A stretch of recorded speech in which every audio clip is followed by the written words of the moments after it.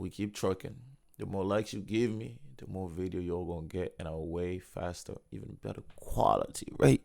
You know what I'm saying? Because that fills me with energy. And right now, I'm low on life force because you guys aren't feeding me enough. So slap that like button. I want to talk about Vin Jin'S and his tragic backstory in that we finally discovered in the latest chapter, because he's been wanting to kill this guy for time. He's been like angry about this situation for time, and whenever he meets anybody from his hometown, he just doesn't feel like he belongs. Like he separated himself. He left there. He left home. And I think in his mind, he left home a failure. And I think that's why he wanted to become a super rap star. I think this is, subtle. I don't know if it's all like necessarily what the author meant, but this is definitely a possible interpretation of what the story has given us, right? And as a story writer myself, I don't think my meaning is the end all be all of what somebody else may interpret for my story, right? There's certain things that are just are objectively wrong. Like you reading it that way is wrong. But then there's, I won't say holes, but there's all this space there where you can get a reasonable meaning that is different from the author, right? And I think that's what makes storytelling beautiful. That's why people like One Piece one way and somebody else likes it another way, or JJK one way and somebody else likes it another way, or Lucasm one way but somebody else another way, because we can all tap into different aspects and different meanings and connect to that on a deeper level, right? And for me, I saw Vin Jin'S as arrogant, thinks he's amazing rapper. Duke came out, outshone him, did better than him, even though he has the looks, he has the charisma, just doesn't have the talent, right? And he left home and became this flamboyant boy, we didn't really know if he was strong or wasn't strong.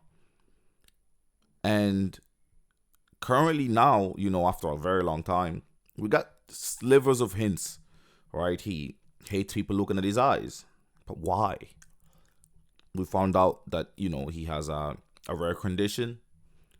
And he doesn't want to be called a freak, right? Potentially, could that be because his sister was? We don't know. Mary Kim is super powerful, right? Was that also because of the friend or sister? They say sister, little sister, because they seem to all be from the same martial arts dojo. At least Mary Kim and her were. But I think it's probably Vin Jin'S actual sister, just from the flashback. And I think that traumatic incident is what forced Vin Jin'S to be how he is, or at least what thrust him forward and towards that.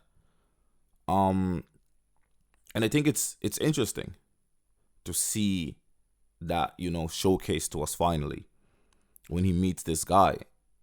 And he wasn't going to join the Alliance or the Allied until he discovered this detail that Daniel sent him. And I don't know what type of person that makes Daniel either.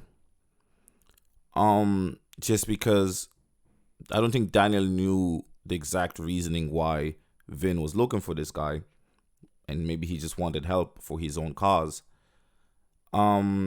But I think we have to do a video of Daniel's role here, and if it's right for him to pull all these people into his mission and risk their lives for his mission, that a lot of these people would have probably continued on with their lives without, right? And this is a more of a moral argument, that just because a war is to be fought, does it require those that were not aware?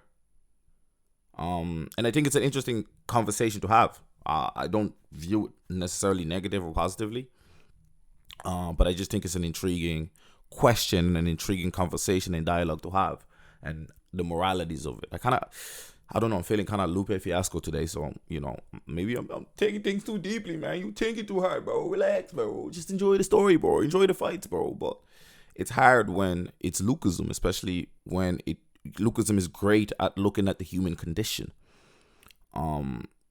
We can't forget that Daniel became kind of a selfish asshole when he was, until he realized that, like, oh, wait a minute, this is not for me. When he was, doing it, becoming a K-pop idol and stuff, and kind of the act preceding that and all of that. And there's a few other times and a few other incidents, of course. And I think, what happens to Vin Jin'S sister. It's annoying that I feel like I had to go through Reddit and comment sections and alternative translations and shit, just in order to find out that his sister was also R-worded. And not just beaten to death. And I know Lucasm is never really afraid of, like, delving into the craziest types of people. But yeah, it just, I don't know. It felt weird. Seeing that the Korean translation just flatly stated that he all-worded Vin Jin's sister, and that's why Vin said actually tried to kill him before and thought he had succeeded, but discovered, and that's why he, one of the reasons he left home, because he obviously went after the guy, beat him to a pulp, or beat him near death, and was almost ashamed to go back home because obviously he did something that isn't him, but at the same time he had to do it. And him finding out, and is a devil that he accepted, and when he's going to tell Mary Kim about his decision to join the Allied forces and why he's going to do it, or the Allied, and why he's going to do it, she goes, I will go kill him myself. And Vin looked at her and said, you've never tried to kill anybody before. I already have, so let me continue these sins. Let me continue the dark part. You can't do it. It's not for you. And I think there's a beauty in that, in the friendship. And, obviously her first thinking that, you better not come to confess. And that kind of being, a thing between them where, she likes any which who apart from him. And I think he probably likes Mary Kim, but I think the loss of the sister, I think, has made him, I think I think it's just made him, I don't want to say docile, but I think definitely numb. If you think about it, outside of Mary Kim, who does he hang out with? Right?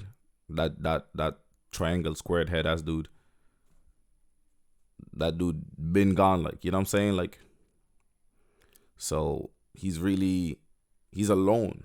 And I think there's always been signs of his loneliness, even when he was with Mary Kim and his two posses. And to see it and to know why, and to understand it, and to see his visceral hate. I know that Lucasm sometimes likes to be cruel, but Vin has to win. It doesn't matter how strong this guy is supposed to be. I think it's his story to end. And I don't know if they're trying to, because this association has to collapse right at the end of this arc in order for the story to be paced half decently. So he will certainly he will have to win. I don't think he should not get any help. I think he has to face his demons, overcome whatever difference and gap in strength, or the lack of, because obviously there was no need for him to get stronger because he defeated the villain, but he can't lose here. I think I will be unsatisfied personally. I don't know if it's objectively bad writing, but personally I think it would leave a bad taste in my mouth if Vin Jin was to lose here after finding out the reason for his fight. And that's all really I want to talk about. I just want to talk about the tragic of Vin Jin, and I'm really excited for the story, and for it to unravel. I care more about the thematic reasoning for the fights than the actual, fight, the physical drawing. It's been drawn decently so far though, but I don't really care. I want to know about the conclusion and the emotional conclusion of the whole story. Anyway, it's been your boy Supreme Cheer the God. Make sure you leave a like, comment, and subscribe. I'm out.